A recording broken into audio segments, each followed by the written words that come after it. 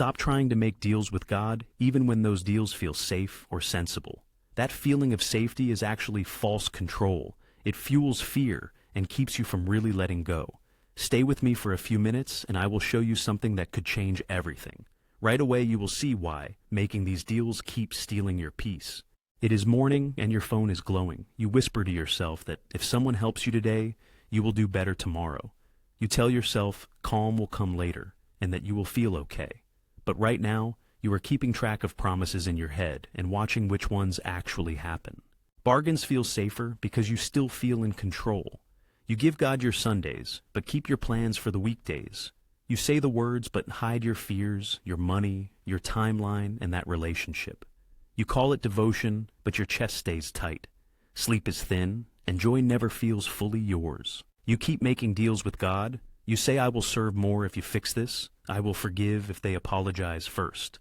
The list gets longer, and your prayers start to sound like invoices. The silence after amen feels heavier each night. You wonder if God has stepped back, but deep down, you know you built a wall out of conditions. Pride calls it wisdom, and fear agrees. You can smile during the day, but your jaw tightens at night. You scroll through your phone, you make plans, you change things, and the unrest inside keeps going. Like the man who met Jesus and went away sad. You want life, but you do not want to let go. The more you promise, the more you worry. What if God asks for the one thing you hold closest? A quiet thought came to me. Maybe God is not asking for a deal, but for you. Maybe the door you are afraid of is the one that leads to rest. He seemed to whisper, seek first, and let me carry the weight. Start small, but be honest about it. Name the thing you keep off limits and say it out loud. Open your hands where no one sees and let yourself release it in private. Pray a simple prayer and say your will, not mine. Be still for a minute. Don't make bargains, just breathe and trust. If it helps, write your usual deal on a piece of paper, cross it out, and put it under your Bible. Ask a friend to pray with you once this week. Give today not as a trade, but as a yes.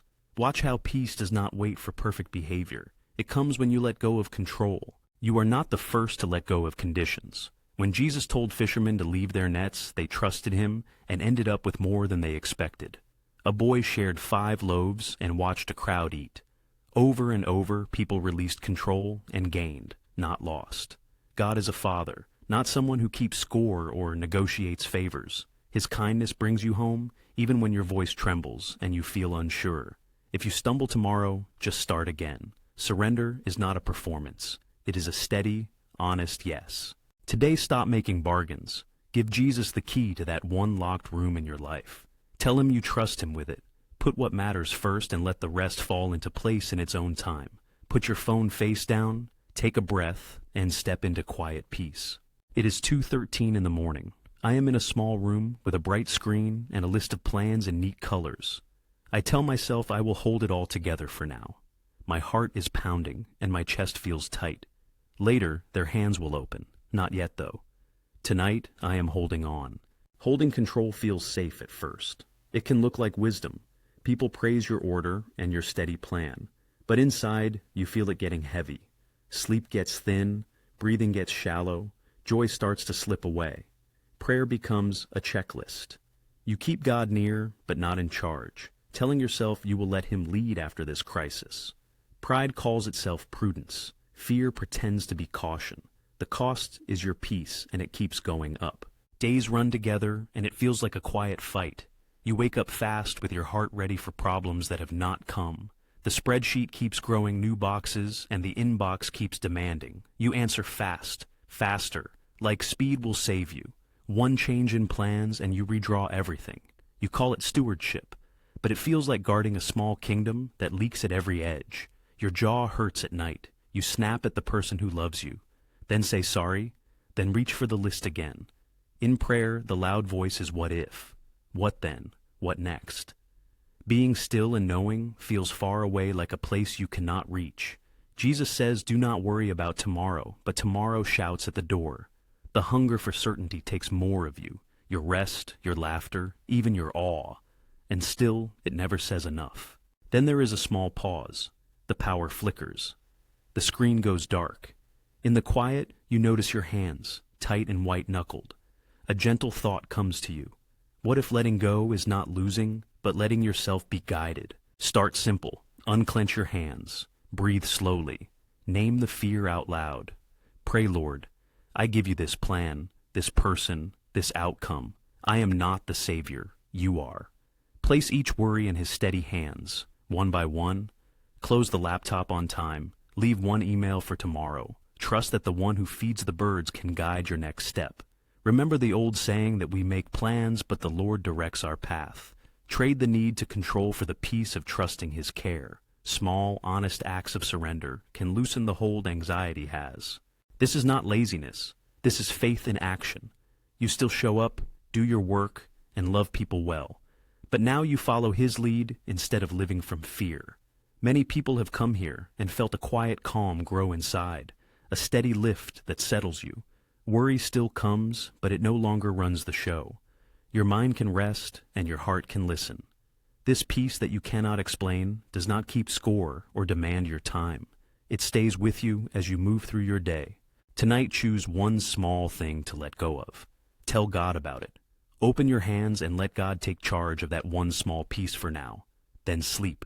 Tomorrow we will face the quiet wall that comes from trying to control everything, and you will not face it alone. The room is quiet, but your chest feels loud and heavy. You let out a whisper, and it hardly goes anywhere. Then it fades. You find yourself wondering if anyone heard. By morning, something will be different, but not the way you expect. Prayer feels cold and distant, like you were talking through glass. You keep your face calm, but inside, you ache. Doubt asks whether God has stepped away. Shame says maybe it is your fault. You speak, but the words feel empty. You ask for help, but you keep the steering wheel tight in your hands. The wall you feel is not stone, but a rule you set for yourself. It rises slowly and looks like wisdom. Behind it, your heart grows tired and small. You try harder, longer prayers, stricter plans, more doing, less rest. You do it to prove you are serious. You make promises to God you cannot keep. You give him Sunday, but live the rest of the week like you are on your own. At night, you scroll to quiet the noise, and the silence only gets bigger. Your chest feels heavy at church and lighter when you distract yourself. You say you trust, but your hands will not open. Your mind keeps a running list of things to fix and manage and control. Peace stays out of reach. Shame whispers that God moved on without you. But it is not that God turned away. You are the one keeping the distance by clinging to fear and plans. You are afraid of what God might ask. You are afraid of the unknown. You are afraid of being weak. You call it being wise. But the burden on your shoulders tells the truth. This is not wisdom. This is a burden. Even the verse you know that tells you to be still feels far away. Even the promise that God is near feels like it is meant for someone else. Each tight yes to yourself makes the distance grow. Then a small crack. A quiet thought comes up. What if the silence is not punishment, but an invitation? What if the door opens when you are honest, rather than when you push? You breathe and say, I am afraid. The room breathes with you. Start simple. Sit still for a minute. Put your hands in your lap, and name what you are holding, the plan, the person, the fear. Say it plainly, no big words. Tell God the honest truth, because God already knows. Then put it into the hands of God with a short prayer. Your will, not mine. Wait and listen. If your mind wanders, bring it back. If shame shows up, answer with kindness. Remind yourself that God is close to the brokenhearted and God is close to you now. Picture God standing nearby, patient and kind. Hear God say, come to me, and I will give you rest. Let your grip loosen a little at a time. This is surrender, not giving up. You are not losing yourself here. You are finding peace. You are not the only one who has run into this quiet wall. Many people have sat in cold rooms and said heavy prayers, and many discovered that God had not gone anywhere. He was there waiting, he knocked, and he stayed. When they opened, even a little, the wall got thinner, prayers felt lighter, not louder, guidance became simple, not forced. Shame lost its voice. Like a father who runs to meet his child, he met them on the road with mercy. You can trust the same welcome. He does not love a future. Better you, he loves you now. Tonight, turn off the noise for 2 minutes and open your hands. Name one thing you can control, put it down, and say yes to what God wants. If tears come, let them. Write one small act of trust you can do tomorrow. The door is in front of you and God is near. Breathe, then step through. The steam clears from the mirror and you see your face again. a little raw and a little brave. The house is quiet. Your phone buzzes and then goes still. You meet your own eyes and feel something steady inside you, a small part getting ready to say yes. Soon, one small yes will change everything. Not yet. You talk about faith, but you still hold on tight. You pray with strong words, then you make safe plans. You give God the parts you like and hide the rooms you are afraid of. Peace stays in the hallway. Prayer feels thin. The silence breeds shame. You say you trust, but your chest stays tight. You promise more good work, hoping the ache will stop, but it does not. Days blur together. You make bargains in the morning, and by midday you are gripping the wheel harder. You smile at work and keep your worry to yourself. At night, you add another rule, another list, another what if, to try to hold things steady. Pride tells you this is wisdom. Fear agrees that it keeps you safe, but the price keeps rising. You avoid the question that keeps coming up. You skip the part that says, let it go. You pray, but you pray about the small things and not about the trouble underneath. You tell yourself, God is far, but you know you are the one keeping the distance. You feel a small nudge to be honest, and you change the subject. Holding on feels like strength, but it steals your joy. Your mind races, you lose sleep, your heart grows dull. You are tired of hiding in plain sight. You are tired of trying to lead yourself and pretending that is enough. Then a small mercy arrives, quiet and plain. You see it clearly. The compromises, the partial trust, the careful no hidden in your yes. You say without pretending, I am afraid and I am proud. The truth feels heavy and also a little light. Start by being honest without excuses. Talk to God and ask God to search your heart and show you where you are holding on. Admit that you tried to control things and ask for forgiveness. Ask God to lead you and point out the parts of your life you have closed off. Say the names of those places out loud. Open your hands even if they are shaking. Give a small, simple yes that you can mean. If you confess, God is faithful to lift you up and help you let go. If you come with a humble heart, God gives more grace. Write down one thing you will release today and pray about it. Ask for help simply and with trust. This is not a bargain. This is the beginning of surrender. This kind of honesty will not break you. It will make room for peace. The Father moves toward the child who comes back. He does not shame someone who tells the truth. He steadies you. Guidance becomes simple again, not loud but clear. You notice calm where fear used to be. You feel the weight shift and lighten. You are not alone in this. Many people have walked this path and found rest after facing the truth. Tonight, stand in front of a mirror or sit at your bedside and speak softly. Say, search me and lead me, and decide you will say yes. Name one pride and name one fear. Give one honest worry to God.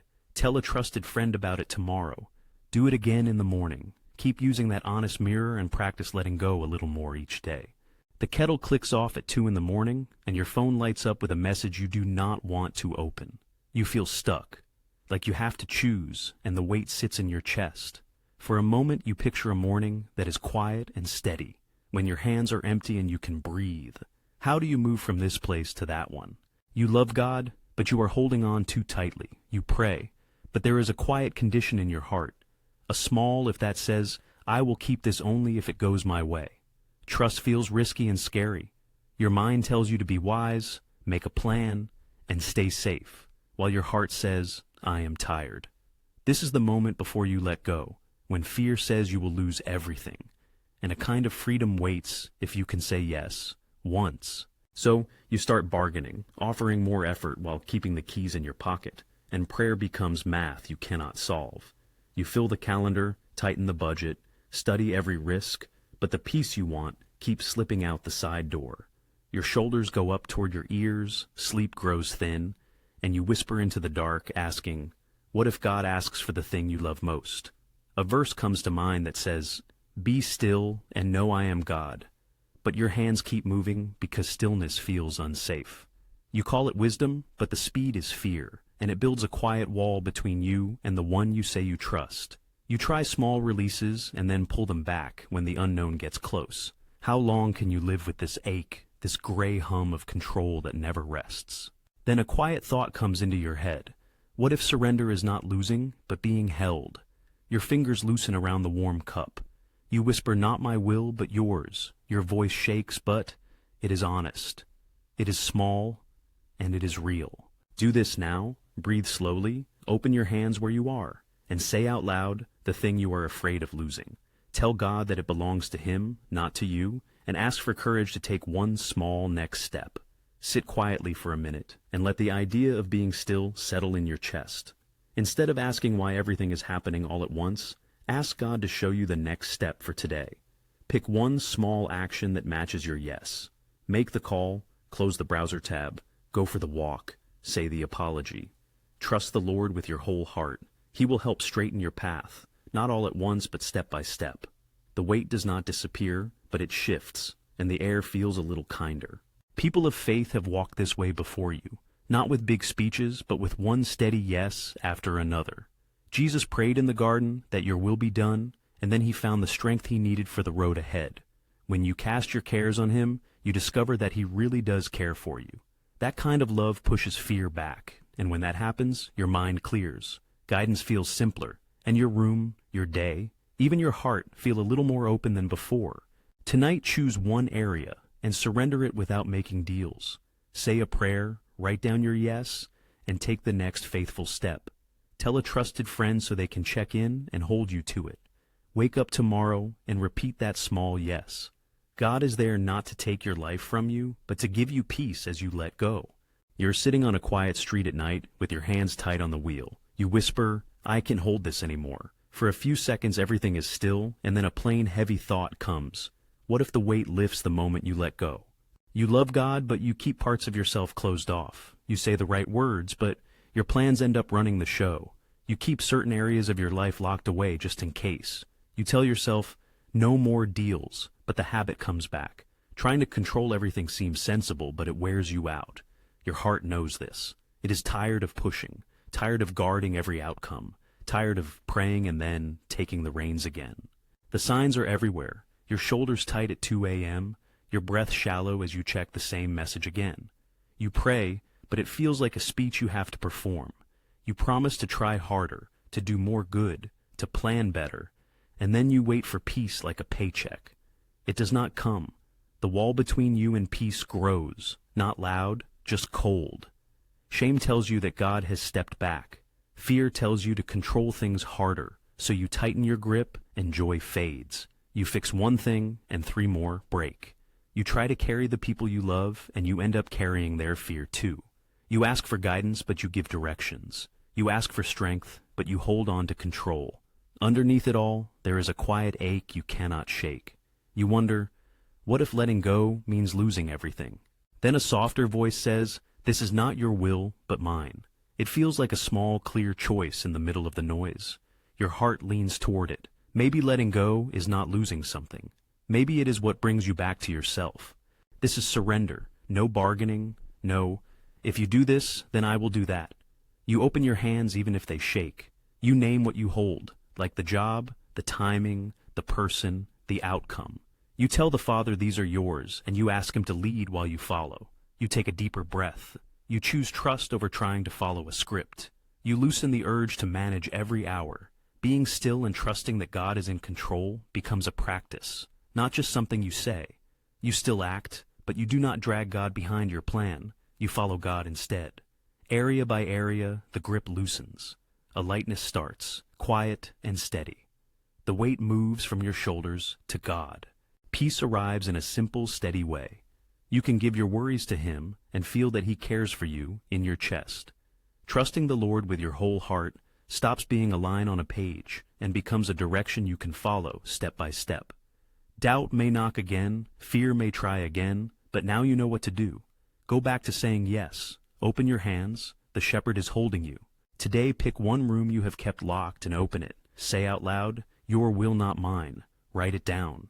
Take a breath and listen before you move. Tell a friend that you are saying yes and keep the yes tomorrow.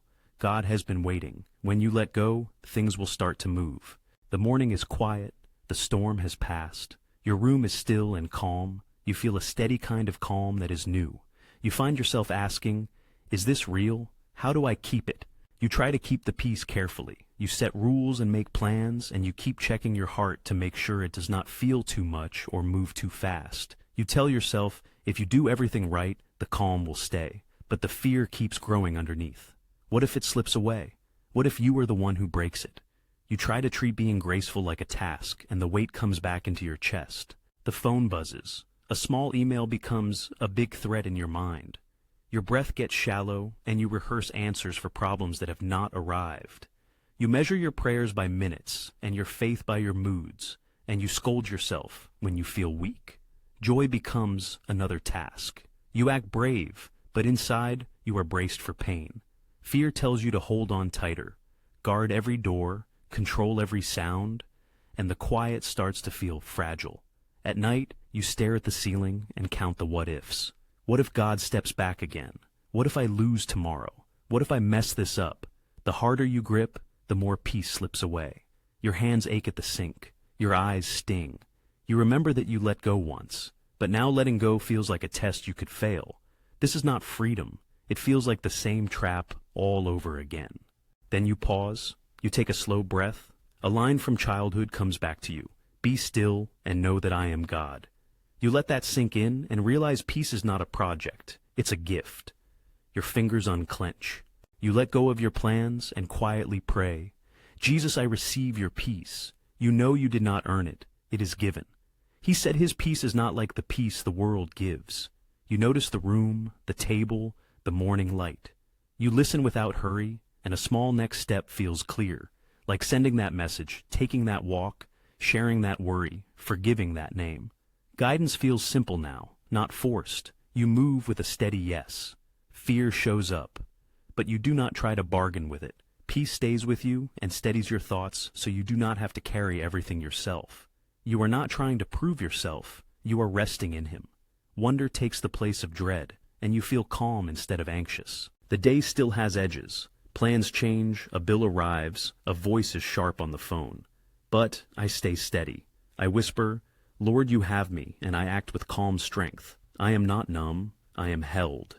People notice and ask why I seem so steady. I point to Jesus, not to my own ways. I remember that he leads me to quiet places, and he keeps what I give him. The waves still rise, but peace comes back. It is not my job to keep it alive. It is his gift to keep me. Try this now. Open your hands, take one slow breath, and say, Jesus, I trust you with today. I receive your peace. Then accept the small yes he gives you. Do not try to manage the gift. Walk in it. Share this with someone who needs rest. Let the peace stay, because God is the one who holds it. In an hour the call will come, and the old fear will try to take over. But right now, morning light is on the small kitchen table. Steam rises from a mug, and my hands rest open on the wood. And a quiet yes feels like the start of something different. The real test is staying surrendered after the big moment passes. The urge to take control comes back. Notifications buzz, plans crowd your mind, your jaw tightens, your heart starts to close off again bit by bit without meaning to. You love God, yet you try to manage outcomes to keep pain away. It feels wise and safe, but you start to feel worn down, and joy feels thinner. My day starts with small things that pile up. A red light when I'm already late, a sharp email asking for more than I have, a bill due, a friend cancels. My plan tilts and my mind runs ahead looking for what I might lose. The old fixer in me wakes up. I draft a reply. I open 5 tabs. I check the bank again. I pray with one eye open. I make a backup plan just in case. With each reach, my peace slips away a little. My voice gets hard. The room feels smaller. God feels quiet and far. I think maybe I need a better plan. Maybe I should try harder. But I have tried that road before. It always ends the same. Tired body, short temper, a tight chest at night, and a question that will not leave me. Why does trying to control everything make me feel so small? Then a small memory comes back. The words, trust in the Lord with all your heart. I stop. I take a deep breath. My hands are empty. A quiet whisper says, your will be done here in this minute. Small acts start to change things. Before replying, they pause, listen, and choose a soft word. Before a meeting, they pray asking Jesus to lead them and not their fear. At lunch, they put the phone down and step outside to slow down and breathe. They admit a mistake without excuse. They wait when they want to rush. They give thanks for one simple gift. Guidance comes quietly. It does not feel forced. The weight eases. Obedience stops feeling like duty and begins to feel like relief. They remember the words of Jesus that his yoke is easy.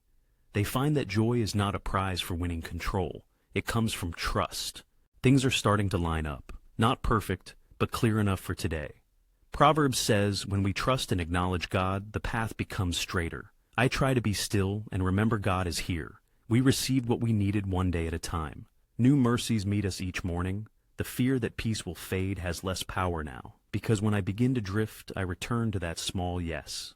Try it for one day. Before you make each choice, open your hands and say, Father, I trust you, lead me.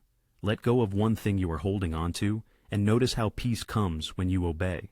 If that helps, try to make that yes your rhythm tomorrow.